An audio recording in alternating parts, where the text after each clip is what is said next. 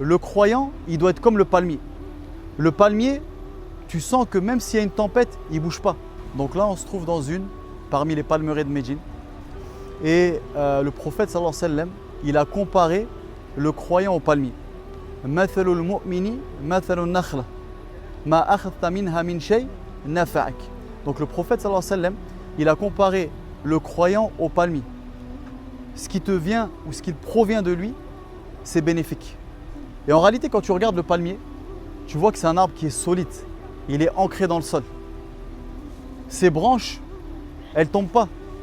À la différence des arbres de manière générale qui perdent leurs feuilles en automne, les branches du palmier, elles restent accrochées, peu importe les saisons. Et en réalité, ça c'est un exemple. Le croyant, il doit être comme le palmier. Le palmier, tu sens que même s'il y a une tempête, il ne bouge pas.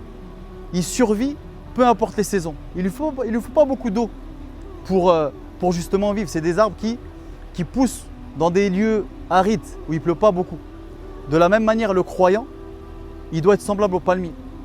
Lorsque les épreuves elles arrivent à lui, il doit rester ferme, solide dans sa foi, comme le palmier.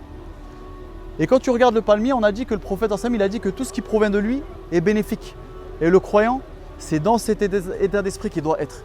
C'est-à-dire que le palmier, là on est sous les branches du palmier, donc on sent la différence de chaleur lorsqu'on est à l'écart des palmiers et quand on est sous le soleil.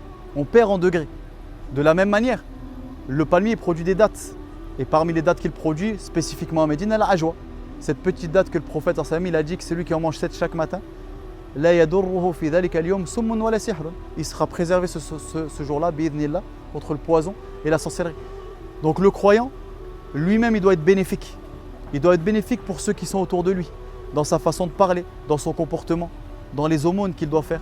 Et c'est parmi les grands enseignements qu'on a lorsqu'on visite ce type d'endroit.